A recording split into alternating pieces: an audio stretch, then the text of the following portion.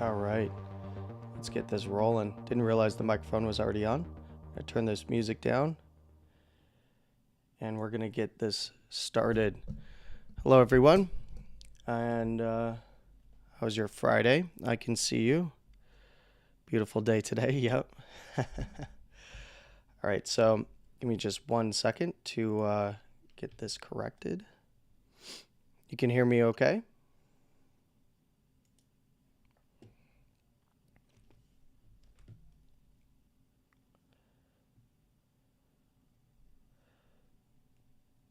Before I actually get rolling, let me know if you can hear me okay in here.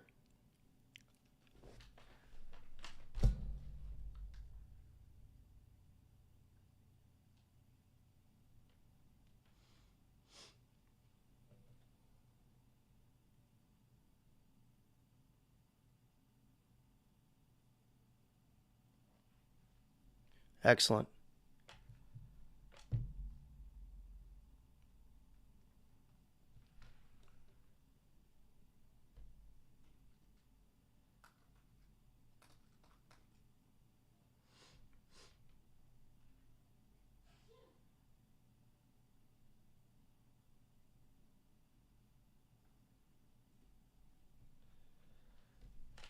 Okay, so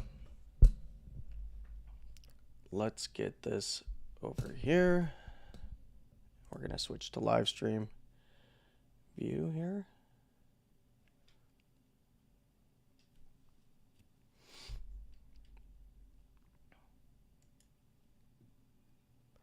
Hello and welcome to Landy's Crypto Corner. This is our Friday analysis period where we're going to take a look at a few things regarding Bitcoin on the longer term timeframes, that being the monthly and under. We did have some pretty interesting closures, and I've got some updates for you regarding some of the momentum pivots, as well as the fact that a high has been put in on a closing basis now on the monthly. So that is going to come into play here, I believe, in September. Let's just get this green set up. We're also going to take a look at traditional markets. We'll take a look at Dixie. We'll take a look at gold. And before I actually do traditional markets, Dixie and gold, I am going to go over the anatomy of the dump, as we have looked at the anatomy of the pump up and the swing fail pattern that produced that particular move up. And we're going to take a look at this pattern here that moved us down on the lower term time frame, specifically the 15-minute, as we did talk a little bit about this move up in regards to the volume-based swing fail pattern setup that I was looking at and telling you where the short was. And there was a good opportunity to short around the highs here of this move up. We're going to review that, and then we'll take a look kind of where Bitcoin is now. Let's go ahead and let me set this again, and we're going to jump right into the Bitcoin in 60 seconds chart. We have hit the majority of the downside move here from the Bitcoin in 60 seconds video yesterday. We have seen the 26K area lost, the lower first was lost, and we've swept the first of the two low areas coming in around 25.3 almost exactly. And then the next area would be the actual low into this daily support at around 25.1 to 24.8. You can take the wick low at 24.750 if you'd like. I don't have that one marked, as I do have a high close open marked on this particular chart. You'll note that it is a little bit different than the main chart that I show you in these streams, but for closing support and resistance, that's what I'm taking on that daily down below. Now, if Bitcoin does head down there and lose these wick lows and head for this daily support and lose it at 24.8, then I would be looking right to that lower second standard deviation here at the weekly, anywhere between that weekly and about 24.5, nice round number. The lower seconds coming in at 24.384 now, as price has moved down into that lower first. This has adjusted down as well. and I would be looking for this area to get tagged. If that does not hold up, bulls are in for a nice trip down to the $24,000, which is just ahead of this weekly support, to around 23,700 area. That needs to hold up down to this 23.3 monthly. And of course, we're going to look at that on longer term timeframes as well. The daily momentum pivot is also turned down. This is the advanced Stoke. You can get over at app.crowntrading.net. No, I don't make any money if you ever get anything from them. Big fan of Crown and the developers over there. And I'll show you a free version of a Stoke that has pivots as well. This has extra stuff like ADX and DMI and nice bells and whistles in it. He's showing a pivot of 25,845. So this would be an initial cross down in the daily if Bitcoin does close like this. And, you know, not the best look for the bulls.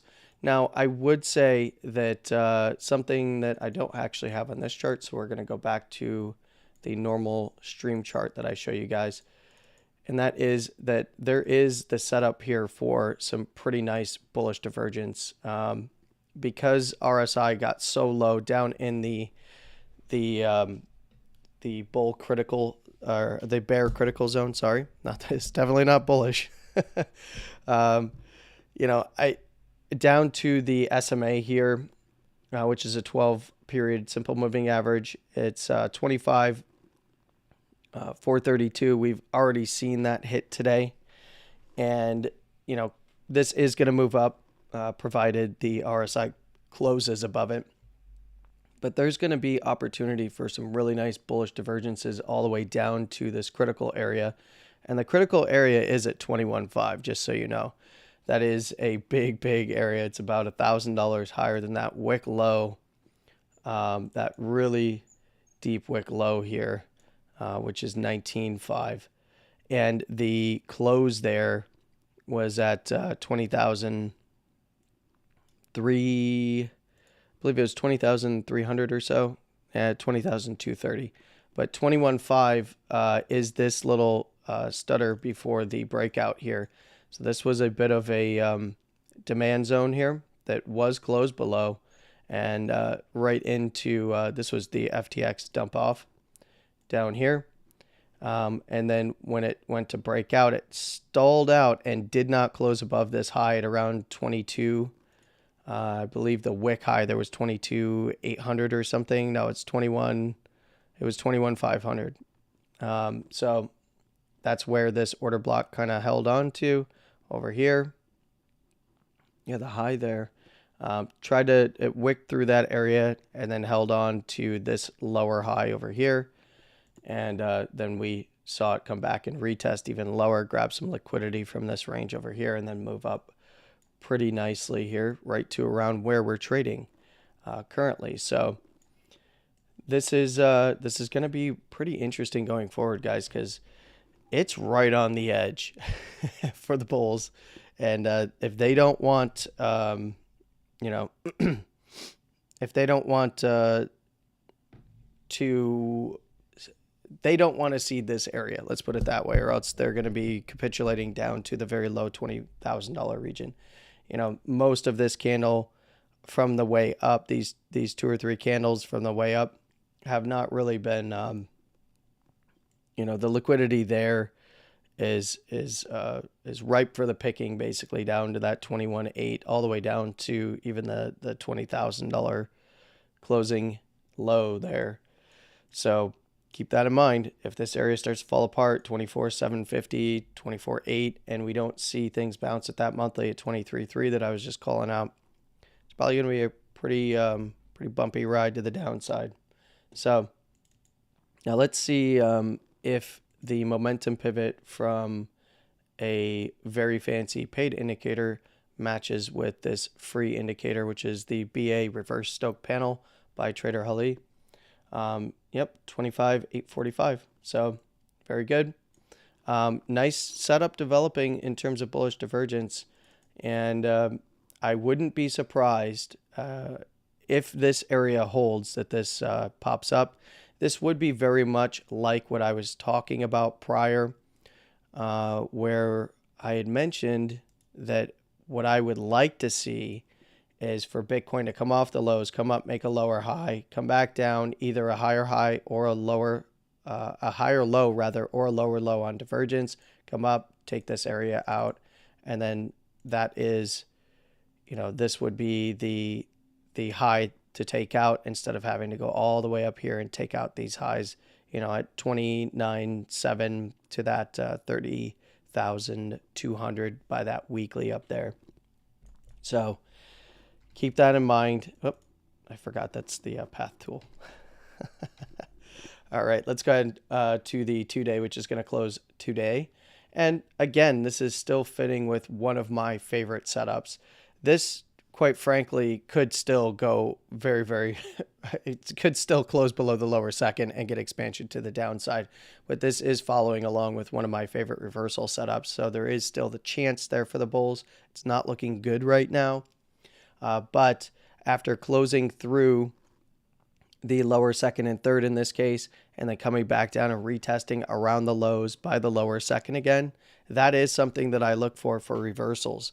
And it would be a different story if Bitcoin got expansion down and the Stoke was all the way in, either the midline or the bullish control zone up here, but it is right here oscillating around the oversold zone. Can it stay down here for an extended period of time? Absolutely. Because a regular Stoke, not a Stoke RSI, this is a regular Stoke, is reading close over close price as it closes. And in this case, the momentum pivot for the 2-day is $26,091. It was previously turned to the upside, and now it's looking for a potential initial cross to the downside. Now we will see the next closure with Sunday's candle. So that's going to be an interesting weekly to watch out for this weekend. But this was a pretty strong rejection off the basis band of the Bollinger Bands, right back through the lower first, right down into the support area by the lower second. And look, it's like right there on the supports. So if the bulls are going to hold it, this is their chance. We'll see how long they can hold out. So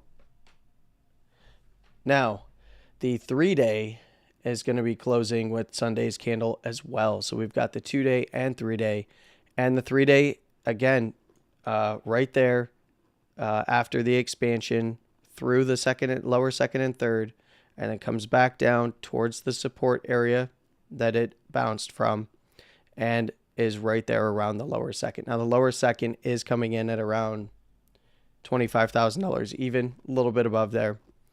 Probably will head down this weekend, especially if Bitcoin closes the 3-day below the lower first. But beware, bears, that we often see things like this where, we start to get, in this case, higher highs, reversal, higher high, reversal. And in this case, we saw a move up through and close above the upper second, a retest of the upper second, and then right back down. So, the only way that I'm looking at this as having something like a significantly further drop is if it does drop that, 24,750 to 800 area, which would beget further expansion to the downside. So Bollinger Band expansion on the lower second here. And, after a pretty nasty rejection on that 2-day basis, man, and I believe on the daily, it was a deviation. On the 2-day, it was a straight up rejection at the basis band. Now the 3-day, again, this is deep in the oversold zone for Stoke. And for those of you that use a Stoke RSI, regular Stoke and Stoke RSI are not the same. So you're not going to get the same readings. This is running a 6-3, 14, 255 look back. And a regular Stoke reads close over close momentum. So it's closing price momentum, basically, not the wicks. The wicks can adjust things a little bit. Depends on where the close comes in, though. This is at 25,776, currently trading under it. And we're going to, of course, have that closing with the weekly candle. Now, the 4-day closes today. And I mentioned this at the highs, that Bitcoin is right up against the upper second of the 4-day Bollinger Bands. I wouldn't be surprised if it, at least, when it was up here, if it loses the lower first, we look to the base. If it loses that, we look to the lower third, the lower first, and then the lower second. So basis, lower first. After the basis was lost, it went right through the lower first on the 4-day and hit that lower second area, and it's right on top of it right now. Of course, that is right in that ever important support zone. And I also mentioned that from the look on the 4-day, this is a bit of a range setup until we see a closure below the lower second. And I would be cautious. You don't see many closures above the upper second, even on these really nice impulses up. And we got a really nice impulse down and right back to a big area of support. So you'll note, see lower second, not many closes below. We had a few closes above up here, and that was off of the actual lows, and it raced up.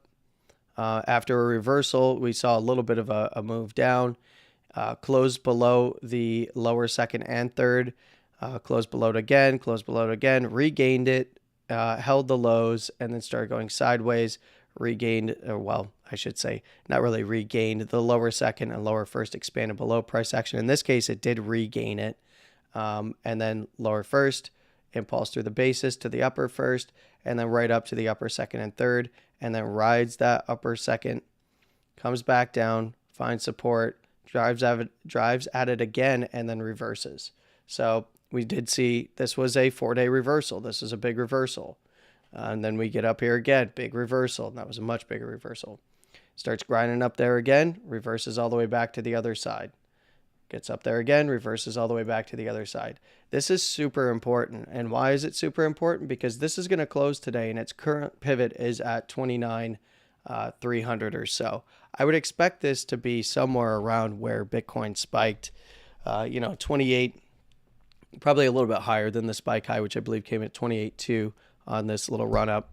But somewhere around 28.5, maybe around that wick high. That puts it within striking distance. And of course, from the 4-day perspective, got to see a low set. But we'll see lows set prior in the lower term timeframes, the 3-day, 2-day, daily, so on and so forth. So keep that in mind.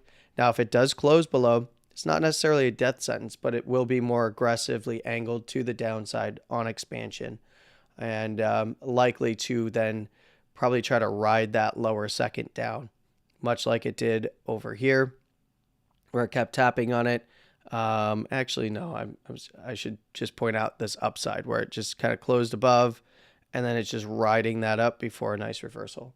So that, of course, all plays into where are the major support areas, right? So if you're looking at a 4-day,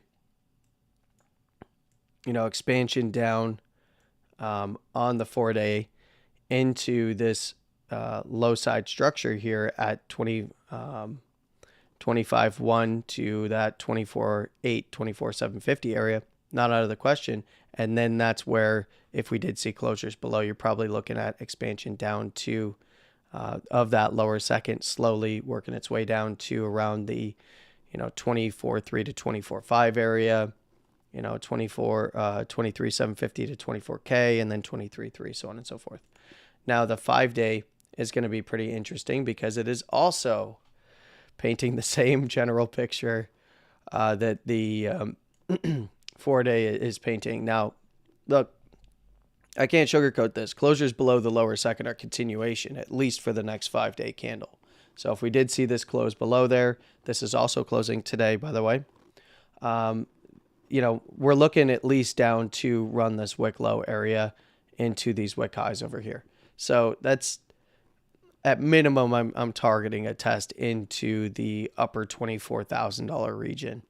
At worst, I'm looking for a move to where the current lower third is on the 5-day. and that's at 23.8. And that would be right around that weekly 23,750 to 23.8, 24K area, depending on your exchange. On spot, it's 23,750. So what do we got here for the weekly? Weekly lower second right there at that 24,800, right around the wick low, 24,750. Closures below would not look good. We don't often see closures below. But when we do, it would be a strong indication that things are going to test down probably to that monthly. So keep that in mind. Momentum pivot is going to be 29,550. We talked about this earlier this week.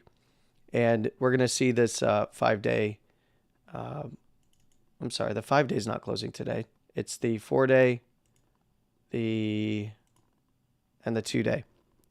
So 5 days not closing today. My apologies. I was looking at the 4-day still when I was talking about that. 5-day and 4-day look very similar. Easy to get confused. 5 days a little bit more expanded to the downside, so it does have room to go test that 24,800 area. And in fact, it's at 24.5. So it's got room. I wouldn't be surprised if we saw a reversal off the lower second of the 5 day if it does push through this support area, swing the lows, and then come right back in. So I wouldn't be surprised, but if it did lose it, it's got to hold this guy, the monthly. So we have a monthly closing lower low. We can see that Bitcoin has lost the basis band. And from a band perspective, when you see a basis band lost, the next big area to look at is where is the lower first. The lower first in this case is at $19,000. It actually moved down because the basis is sweeping down with a downward angle still. Now, if Bitcoin had closed this last monthly above it, it probably would have started to go sideways, that basis band. But right now, this actually increases the likelihood that it tests this area right here at 23.3. So this close open where the January candle closed as well prior to the breakout to new highs. So that is still, in my opinion, fine. I don't have any, this kind of a structure is not concerning until we see this wick low dropped at around 19,500. If we did see that dropped where the lower first is, then I'd be looking for a run of the lows, this major low back here again. So now let's get into the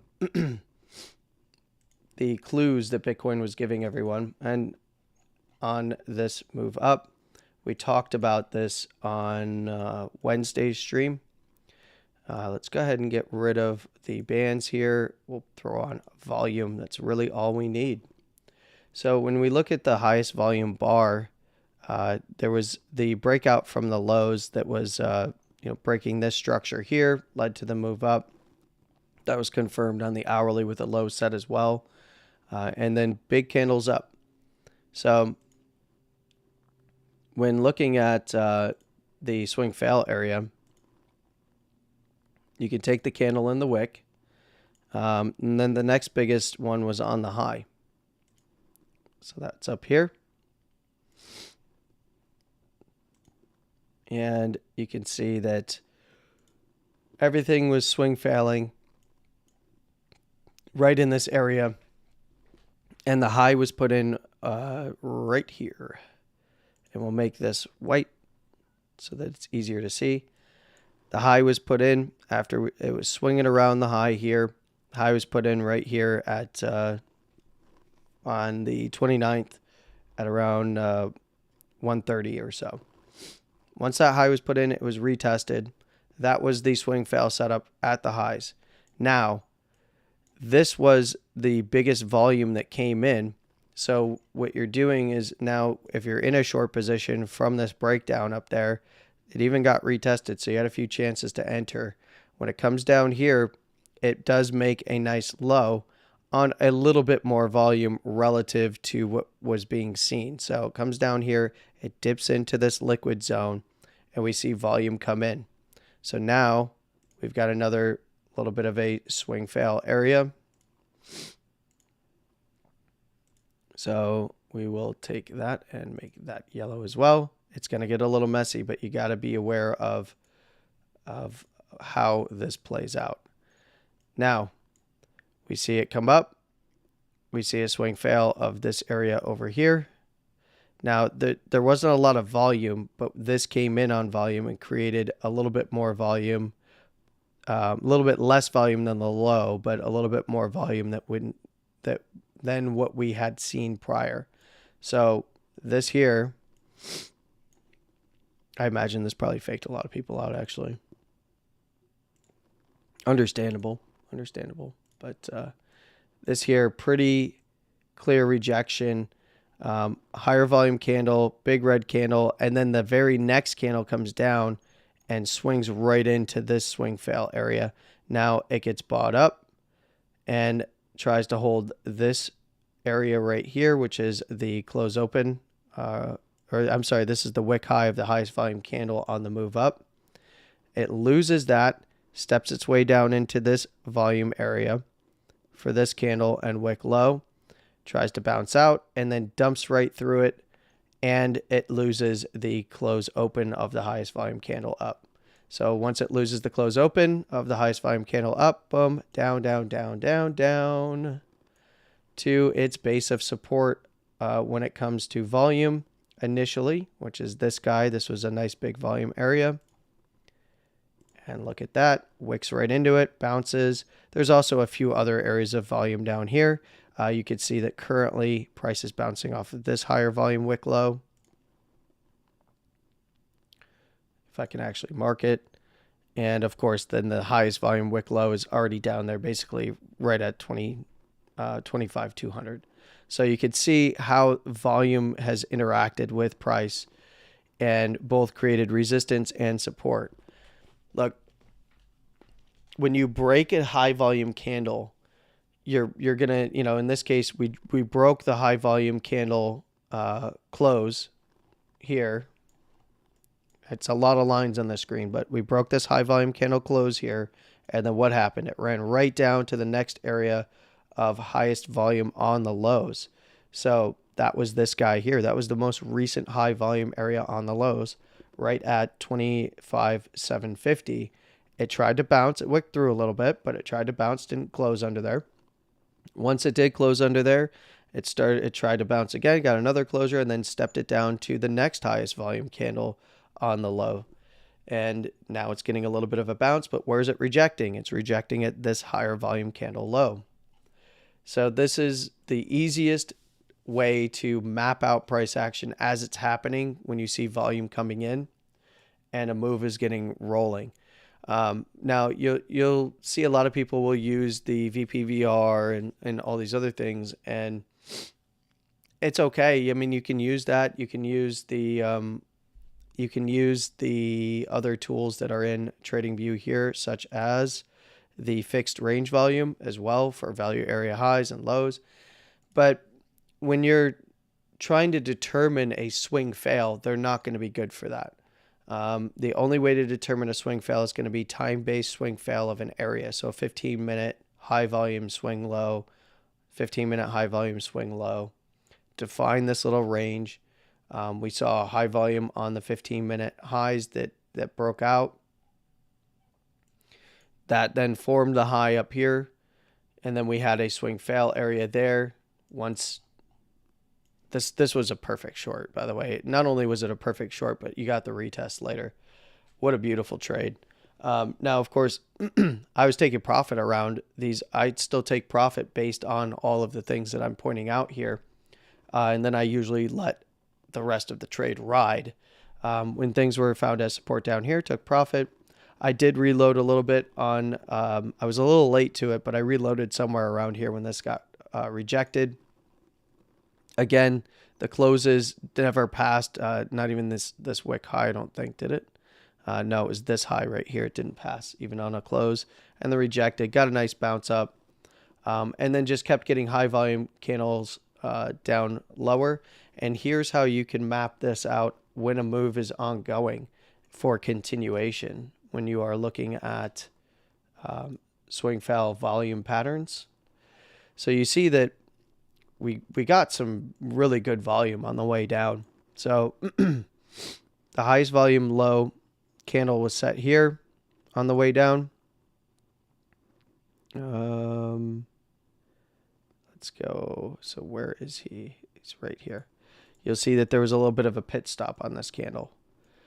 Now, as soon as this candle and this wick low are broken, you're looking for a breakdown and continuation. So we get a little bit of a continuation down here, tries to consolidate in there, loses it, comes back, retests, continuation past this higher volume candle, which is this guy right here. And we have another high volume candle right here. So, I mean, you could just take the wick lows. I like to use the close and the lows because it can help me define things. But for right now, well, look here, we had that close. This close right here and the wick were the same. So you could take this close and this wick. And when you look here, this had a nice bounce, retest, tries to retest this close right here, gets nice buyback, loses it. So you know at least this wick low's in play, puts in a high volume candle down here. Within this guy here to the wick low. And what do you know when it's lost? Another drive down. And we've got the highest volume candle here on the low to the wick low next to it, which is also a high volume candle. So you can see that when this wick low was regained, it tested up through this candle low. It is now rejected off of this wick low here.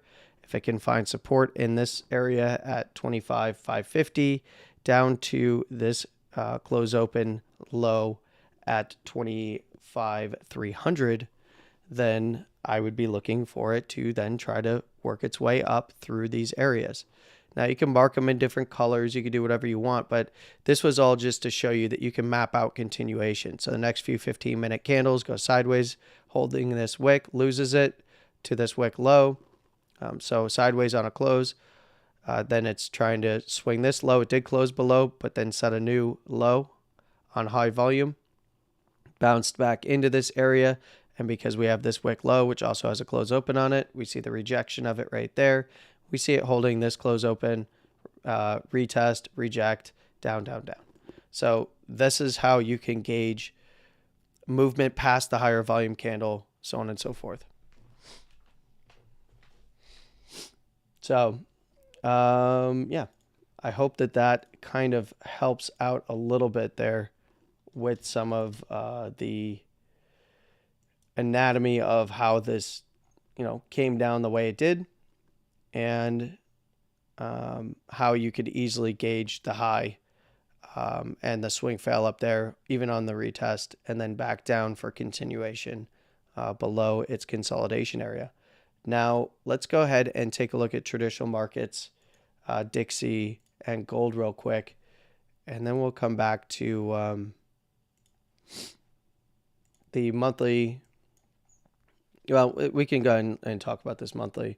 The monthly momentum pivot is 22,230. I do want you to note that if you look at Bitcoin on the monthly, you can see here on the index, we are right in the area, right around the bullish control zone where the monthly rejected in 2019. So just be aware of that. On RSI, we could see that I've got a mess here on RSI, but it is right around the moving average now, which is at 24,750, which is literally that wick low. So if it does fall through there, I would be looking for much lower price action. By the end of September. Now, on the other side of this, come on. All right, on the other side of this, if we do see Bitcoin regain the 20 simple basis band here at 26,878, then I'd be looking for it to run around the highs again. Somewhere, around last month's open in the, 29 to 29.45 at least. If it can regain that area on a close,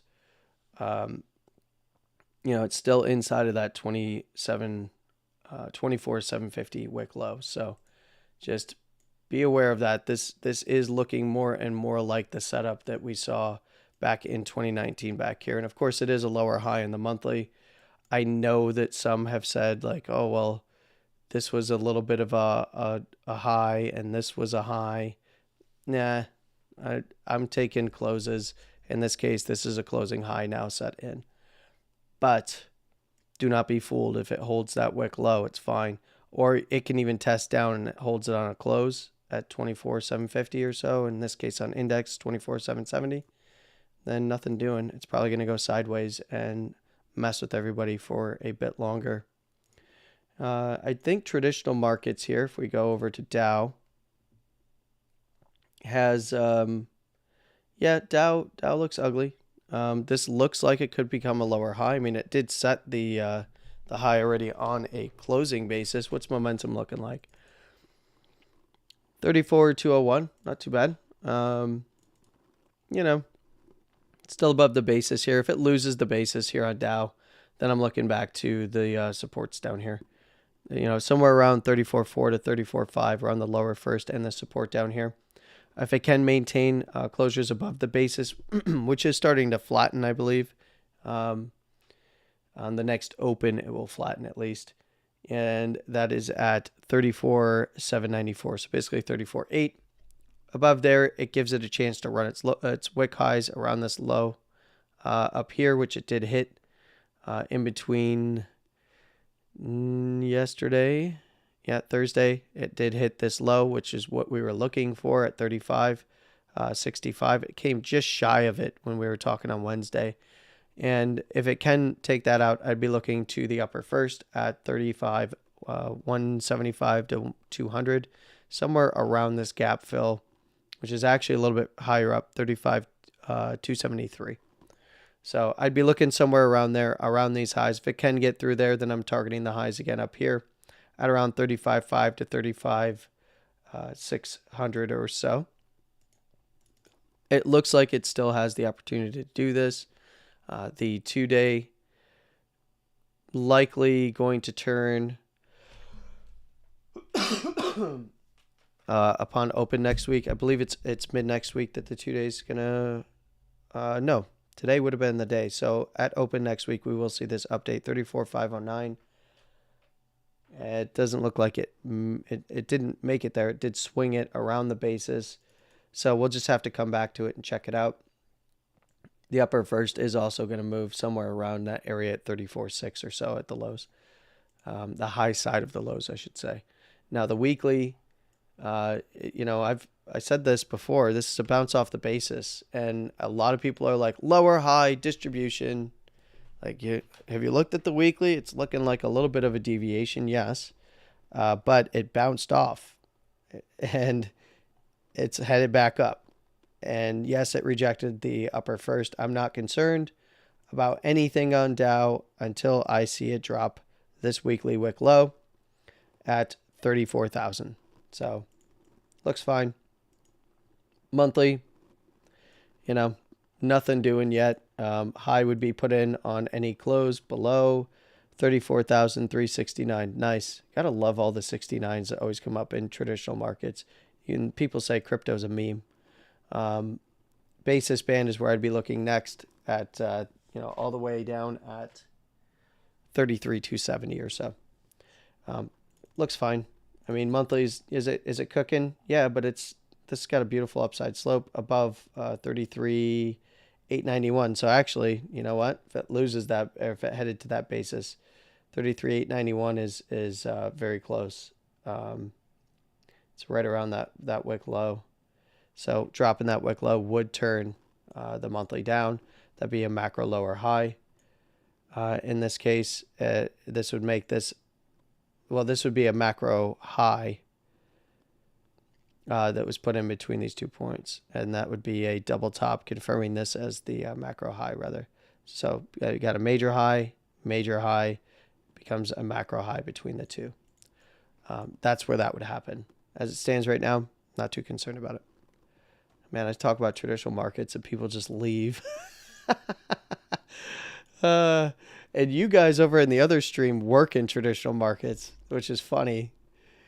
You're like, yeah, I know you guys know what I'm talking about, so you don't need to listen to my spiel. And we talked earlier. Yes, I know. I know. But some of the guys over in YouTube, don't. And I like to follow up with traditional markets with them. Daily, upper second, we called this. What you don't want to see is a gap fill and then reversal, which it was lining up for on NASDAQ. So this isn't necessary. It's not a bad thing right now. I mean, if it drops the lower first, or the lower first is all the way down here. If it drops the upper first, even at around 351, then it's headed back down. It's going to head down to the basis or something around 15 to 15.1. It could still continue to grind up. I mean, it did open above and then come down and get a little bit of a bearish reclaim into Thursday's candle. It didn't quite fill this gap, but it's close enough, I guess. We'll see what Monday looks like. I suspect that this has actually got a little bit more on it. 15,000. So that's a momentum pivot on the daily. If it loses the upper first, that's where it's headed, is to go test that momentum pivot at 15,000. And upper first is 15,350. Man, first cough of the stream. I'm still sick, getting over it, but this was the upper first again on the 2-day. Looks fine. 2 days turning 14,641. So it's got room. Looks good. That bullish divergence has kind of fully played out, in my opinion, unless it can get above that upper first. So, yeah, if it does, then it's running the highs most likely, and you've got a little bit of a lower high here at 15,750 to just shy of 16,000. Weekly, this is a confirmed reversal on the weekly. So I know there's uber bears in the market right now that are just like, September, it's the dumpiest month. It could become a lower high. Absolutely. But you do have a confirmed reversal, and you do have to understand that it is going to be closing above this upper first. So we have to be aware of the upside, right? Even if you think like, September, dumpiest month of the year. Okay, great. But it closes above the upper first at 15,451 in the next little bit here. And guess what? We have to be cognizant that the highs are in play now, because 15,775 is not far away on a close, and neither is the high at just under 16,000. Now, if it loses the upper first next week and then begins testing this downside open at around 14,983, 15,000, which is the daily pivot, by the way. If it starts closing under there, then it's highly likely that this will become a high that then runs back to the basis around this low. And if it loses this low, now we've got a big trend change on the weekly, and we start targeting much lower. And then September has lived up to its name to be the dumpiest of the dumpy months. So monthly, same thing. Close below that wick low. Close below this wick low. As I had mentioned last stream, that would be below the upper first, and below the wick low would put in a major high. Got two major highs next to each other. This is now a macro high or a long-term high. And I would be looking somewhere around the basis band. So retest this lows. Does that automatically mean if it puts in a lower high that it's going to take out this lower low? No. I would first be targeting somewhere around the basis at 13,169. Nice. Again, traditional markets are the real meme. 13,609. So you don't want to see closures. You don't want to see this. Basically, you don't want to see this anywhere around the basis for a while. Let's go to SPY. All right, SPY hit our target to the upside here. It even tried to do a little bit of a gap fill. It's closed above the upper first. Yes, it's a red candle. It gapped up overnight and then opened higher due to futures. It still has, being above the upper first here at 449, still has the opportunity to go test further up around 454, 455. If it loses this 449, basically this wick low here, and I would say that would also, that'd be a high on the daily, that I would be targeting somewhere back to, 448 down to the 445 basis band at 444 area. If it fell straight through, maybe a little bit of this was already kind of filled, but if it did fall through, be right back to the lows at the lower first at 438 to 440 area. So that's how likely is that? 440 is the pivot on the daily. We'll see what this opens up at. But still upside angled. 2-day just crossed up. Nice powerful cross here. We got that 3-day looking to cross at 448. And, we'll see what this stuff looks like next week. Weekly, this is a confirmed reversal right into resistance. Could it become a lower high? Absolutely. Where does it become a lower high? Well, in this case, because it just set the low, I would have to see it back below this open. Yeah, I mean, technically you could call it this right here. You could split the difference and say if it loses the upper first at 448, we're looking right back to the lows around 440 to 435, right? If it loses that, then we're looking to the lower first. 430s right here. Then we're looking to the lower first here on the weekly, and that's around 420 again. That will update at open next week on Monday.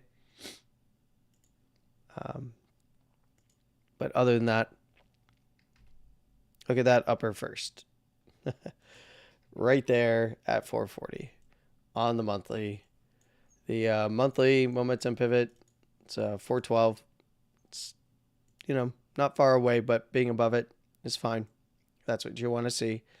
Again, same as NAS. Could this become a macro high up here? If this is a major high put in on the monthly, on any wicks and closures below 430, basically, then yes. Then we're targeting the basis somewhere around 413 to 420, because I got to say it. That's the high side of the low structure, and then it's the lower first at around 386 to 400 area, probably bouncing around there. And then the lower second, which is right around the lows at the low 360 area. So this is not too difficult. The only question is, does September produce a lower high in the weekly that then leads into a lower high in the monthly? That's really the question. Okay, because if that does happen, we're probably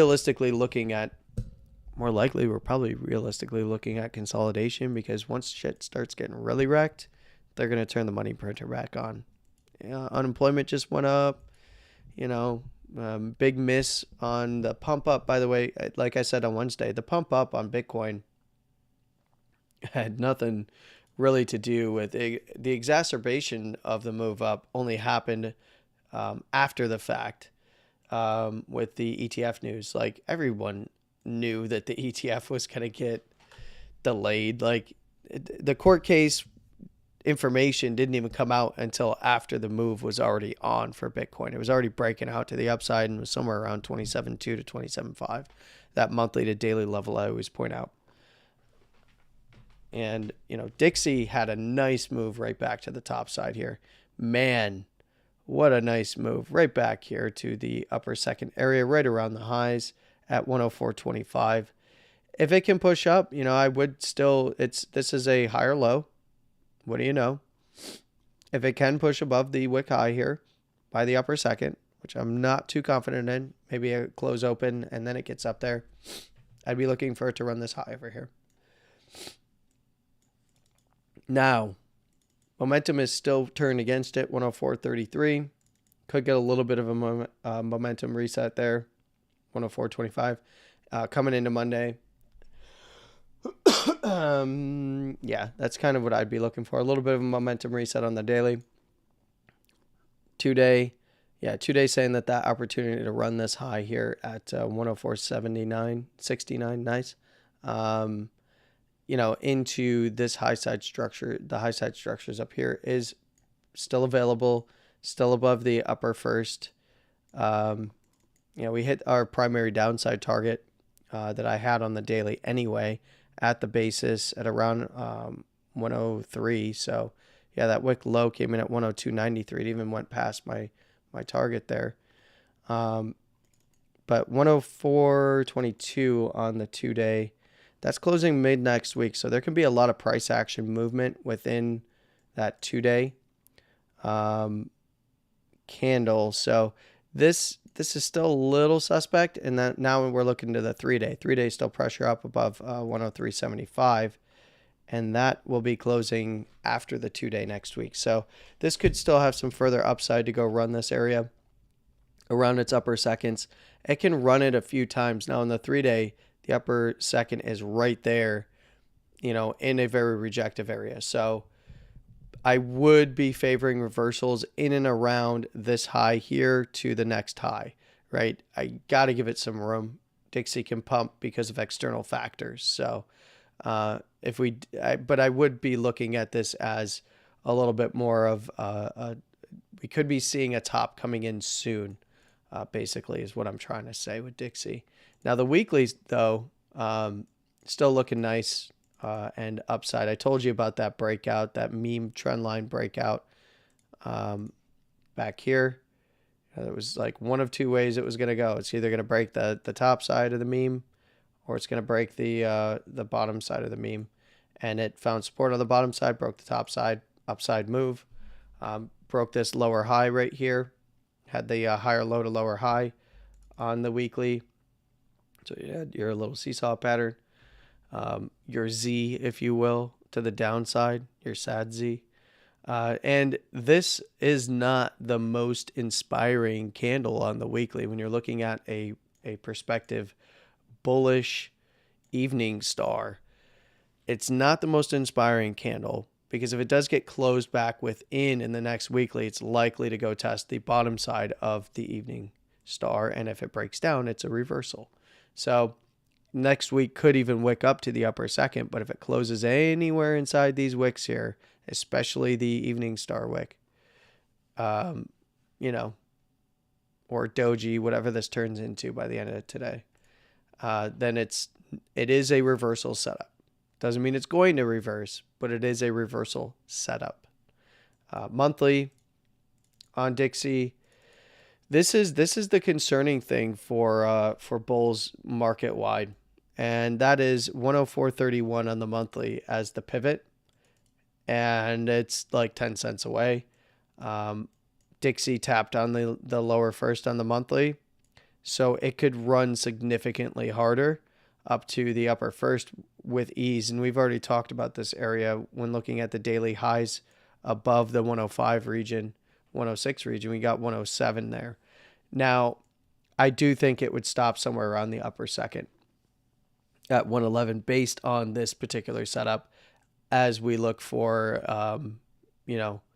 a much wider compression, I should say, or a much more aggressive compression on the bands as it is right around the basis. I couldn't tell you if it was going to be a lower high than this over here, but when looking at the quarterly for Dixie, this is a kind of a generational move up, man. Like I don't think, the last time we saw this was in 14-15, into 16-17 when it reversed. And man, it was, basically it reversed. And then I believe Trump at the time was fighting with the Fed to QE because that's what they were doing all the way into this. And then tightening, which was sending the dollar higher. And then they let the dollar float up as he came into office and refused to QE as it dropped. And then he basically kicked on the printer. But that was a massive move up. And then we've got a massive move up again from 21. go figure, the low was in January of 21 when Biden came into office, and then, a high, a little over a year later. So, well, it would be 21. Yeah, October 20, Jan. Yep. And then a little over a year later, year and a half, puts in the high. Does that mean that it's, put in highs for good?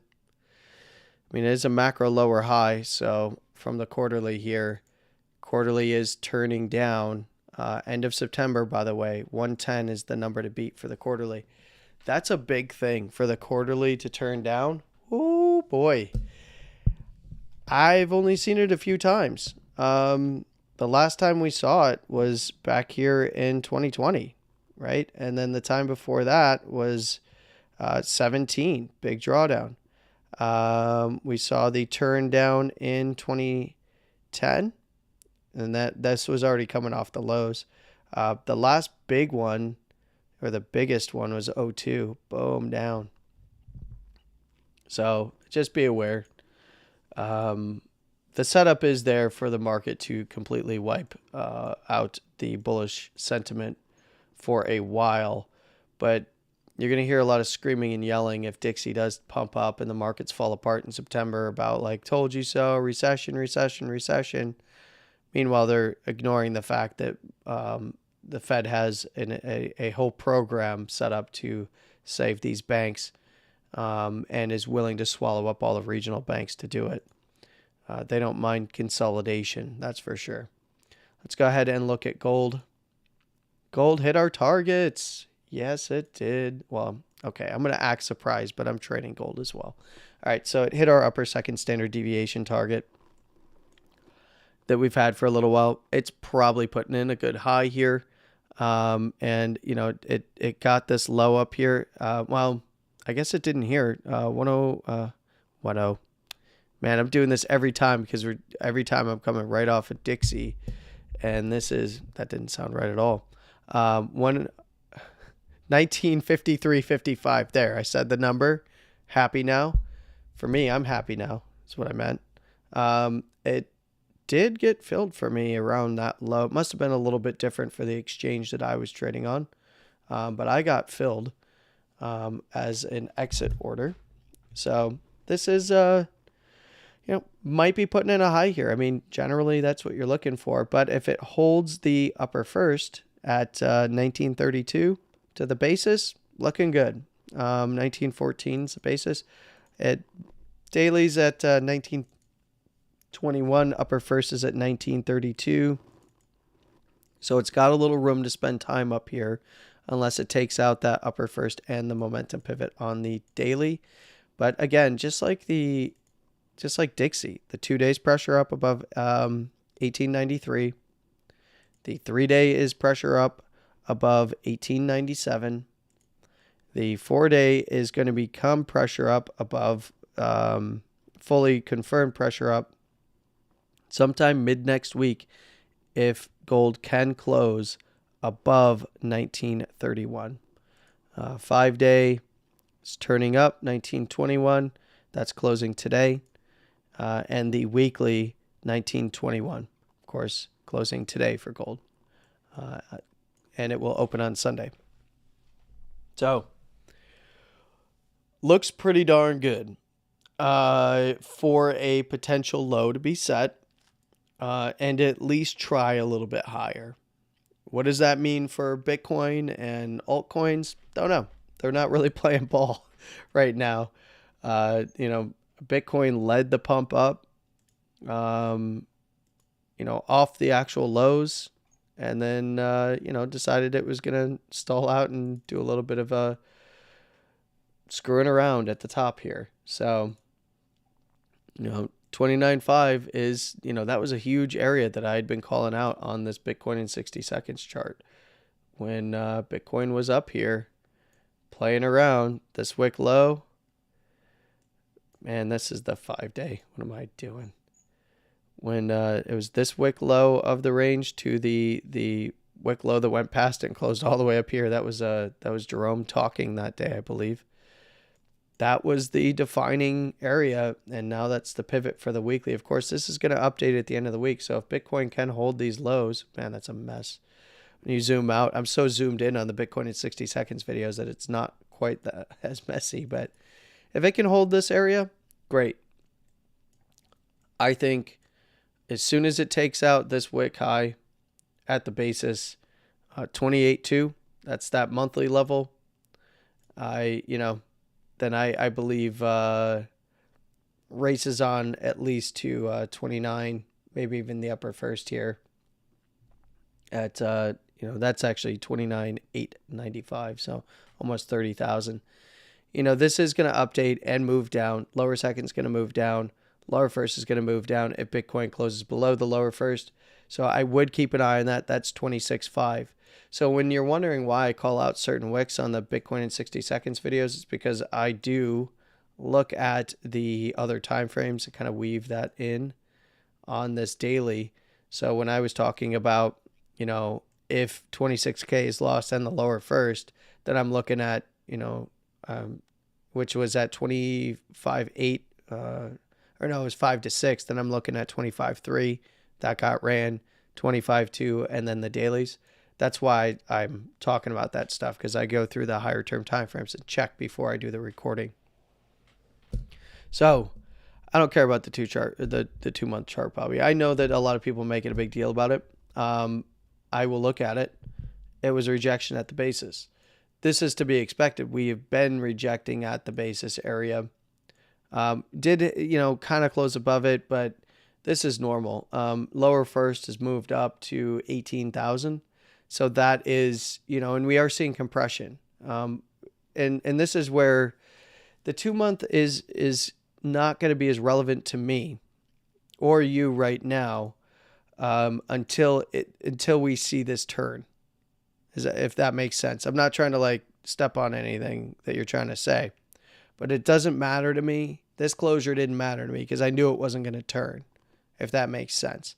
22,951 is the momentum pivot now. So the next 2 month closure is going to be important.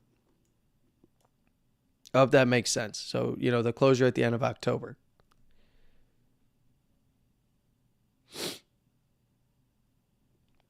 Yeah.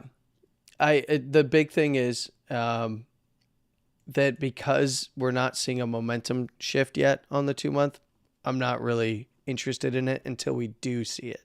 When we do see it, then we need to pay attention, because then we have the quarterly to pay attention to, right? So currently at 31,328. Let's look at index though, because that's going to be a little bit more accurate. 31,309. So right around where Bitcoin put in the highs. So heavy pressure down on the quarterly. This is going to close at the end of September. So, when the monthly is turned, and then the 2 month gets its turn, and then we can start, looking at that quarterly is likely to turn in the next quarterly closure, right? So we had the 2 month close, and you're going to get, kind of staggered 2 month closures into the end of the year, right? So after the October closure, then we're going to see the quarterly and the 2 month close at the same time.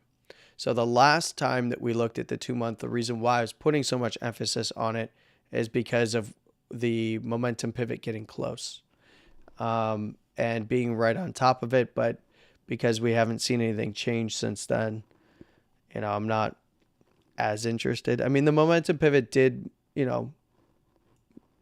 adjust, but not to the point where I'm interested just yet. I think end of October, we got to get through September and see what Bitcoin does, and that's really going to inform our 2 month. More concerning right now would be the monthly, to be honest with you. If Bitcoin loses this low side structure that it's hovering around, this is going to start to look an awful lot like 2019. That doesn't mean that it's going to dive as deep. Doesn't mean that it won't. But Confirmed crosses down, not the best look. Just to kind of point this out on the monthly. Wow, I keep forgetting that I have to not double click there. Now I do want to point this out. So we saw the high come in, and the high was confirmed in September of 2019. Go figure. So August candle did not confirm it. The September candle did confirm this high back here. And it came down in September, of course. After confirmation, it bounced in October, November, and then December it was riding on the 20 simple in this case. And that's when it actually confirmed the full Stoke cross. So the hope would be at the time was that bulls could break this high on a close, which was 10,754. Because if they didn't, then it's significant pressure down. And when that didn't happen, I mean, then it was, March, the March sell-off for the nameless disease. We've got a confirmation of a high in August, where if the wick lows dropped in September, we're looking for it to hold support around that 23.3 is the line in the sand for the bulls before going and testing significantly lower into around $20,000, $20,500, maybe some bouncing around a little bit above there. But, that is going to then paint the picture that it's going to want to go test this area down here at the actual major low, which would be very similar, yet still a little different. We haven't even gotten above the 20 simple really in any significant manner on the Bollinger Bands. This was also a much more aggressive run up. So, maybe Bitcoin will defy odds, and September will be an up month, and so will the markets. It is a pre-election year, so don't know when they're going to start their cycle. We're starting to see the etchings of heading into the September FOMC meeting, by the way. I believe that is September 20th. Somebody would have to correct me if I'm wrong. Is it September 20th? FOMC, September. We're just going to type it and see. It'll correct me. Yes. FOMC meeting is going to be September 19th and 20th. So Jerome Powell is going to be talking on the 20th. And this is going to be very interesting because the unemployment is starting to tick up. Had a huge miss on JOLTS.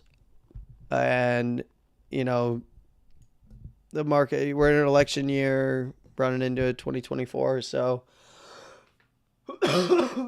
they're doing everything else they can to put the brakes on what's going on with the election here. Anyway, why not flood the markets again and say, throw it all on at Joey's feet or something. I don't know what they're going to do.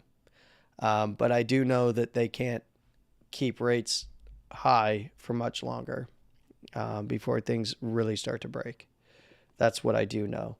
And that's pretty obvious that we have a potential. Doesn't mean that it is going on right now. But when looking at bonds, looking at the 2-year, this looks like a potential top in the making. Doesn't mean it is, but it looks like a potential top in the making. And this is a monthly chart. Any kind of a close below 4.62%, and this is topped for a while.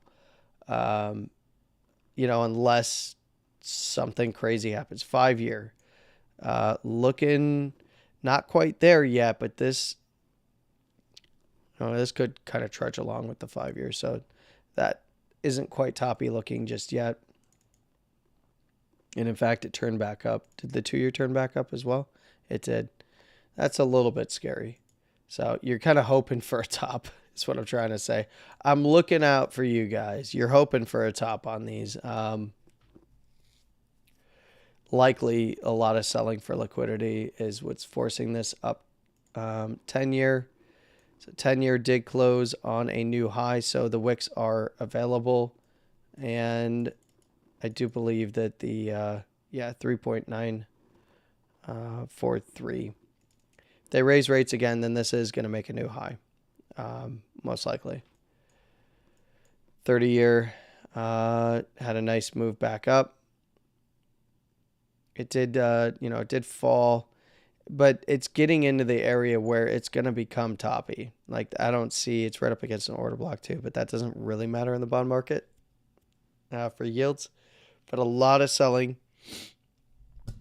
And you'd actually want to see these longer term bonds continue up, and then the shorter term bonds start to top out.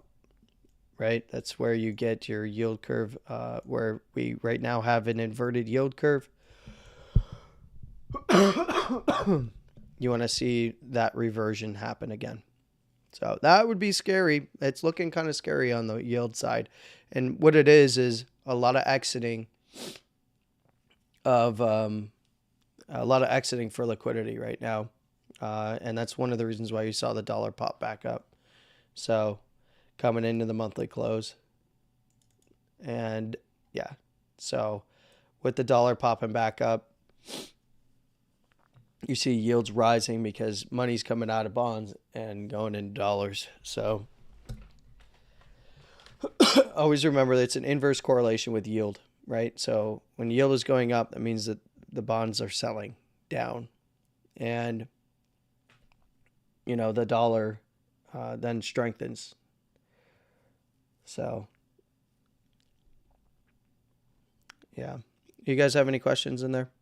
I see you guys are talking over here on YouTube. On the other side, you guys have any questions before I kind of get rolling with wrapping things up?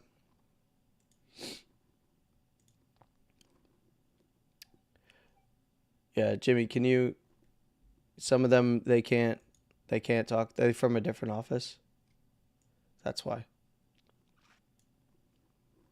Yeah, only your IP is whitelisted from that office.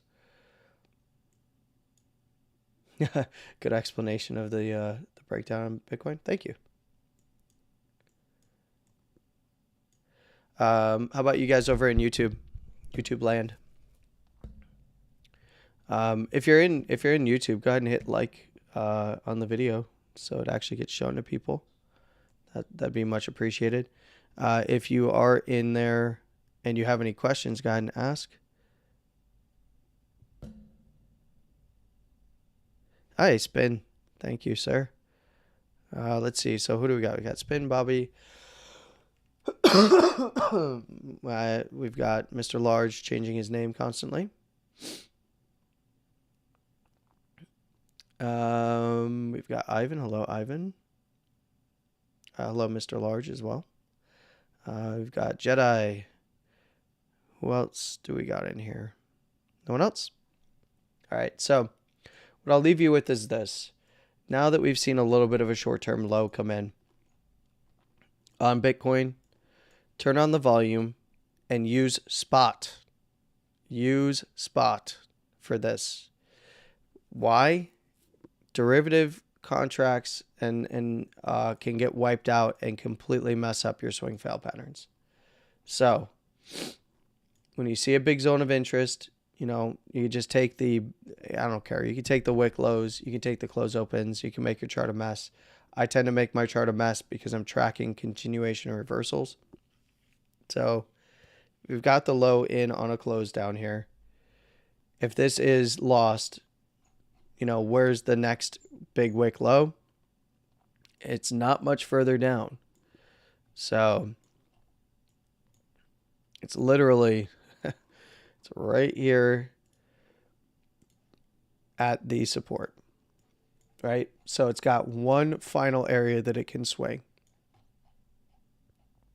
It's literally two zones tapped, right? We basically tapped the zone of the actual low on this 15-minute candle wick. And, you can see that we have now a zone of interest at the lows. We're seeing a fairly large rejection right here after, this is decent volume over here compared to this little consolidation before the move down. But if you look where this is rejecting, look where it's rejecting, right around this wick in this high volume candle as well. So you can even see the interaction of this high volume candle with this low, wick through, regain, move up to the next area, right? So in this case, we had the highs up here that it swung. So you could take the high side as well as the bigger lows on the way up. So I would be paying attention to that. You could take aggregated volume for this area as well and do a POC on it. So if you want to get, this is just a quick tip for you. So we say, okay, we had the last really high volume candle was this guy to this guy. So from this candle over to this candle, where's my POC? And this is set to extend right. So right around value area low is going to be 26K basically. The POC of that consolidation is exactly $26,000. So you can use that on the way up. You can see that, got fairly close to these higher volume lows over here, did recover this guy, and basically tested this guy. So right into a big high volume area and reject. So now we watch to see if this wick over here holds where it was rejecting before. And you could even take the zone at this low here because this candle did dip down and defined the zone to hold after the rejection, held this wick low and then worked its way up. So get used to marking candles off in relation to volume, and then you can use, for the areas of really low volume, you can take the aggregated volume by using a fixed range volume utility to get the volume area high, low, and the point of control for that consolidation before the larger moves. And then go from there. Now, I think that's going to do it for me today. I've been talking for a while, and I want to thank you all for hanging out with me. And I want to thank those guys over there at the shop. You guys are great. It was good talking to you guys earlier today. And then for you guys over on YouTube, I appreciate you hanging out. And if there's no questions, I'm going to get going, and I hope that you all have a wonderful weekend. And in this case, let's go ahead and get the music rolling here for a moment. Let's go ahead and Sky Chariot it up. That's the name of this particular song, I believe. I don't know. It's some Streamlabs thing. So we'll go ahead and get the music up here. And we'll set the music end timer. Well, we're going to give it until... We're going to go 2:05. So people jumping in will see that it's ending, and they can always just scrub back. Oh dear. Pick a time that is later than the current time. Well, I'll be darned. That would be 14:05 if you're... There we go. All right. You all have a wonderful weekend. Have a wonderful day as well. Have a wonderful morning, afternoon, and evening, no matter where you are in the world. Please trade safe. And of course, as always, stay safe. If you want to get in contact with me, go ahead and hit me up on Twitter. X.com. And I'll have a Bitcoin in 60 seconds later today. And hopefully over the weekend, I am starting to feel a little bit better. And again, have a wonderful weekend. Trade safe. All right. Please stop using high leverage if you're using high leverage, especially if things get rolling. You want to make sure you got stops in, and don't use your liquidation as a stop. And that's going to be it. You guys have a wonderful one. Thanks for hanging out. See you soon.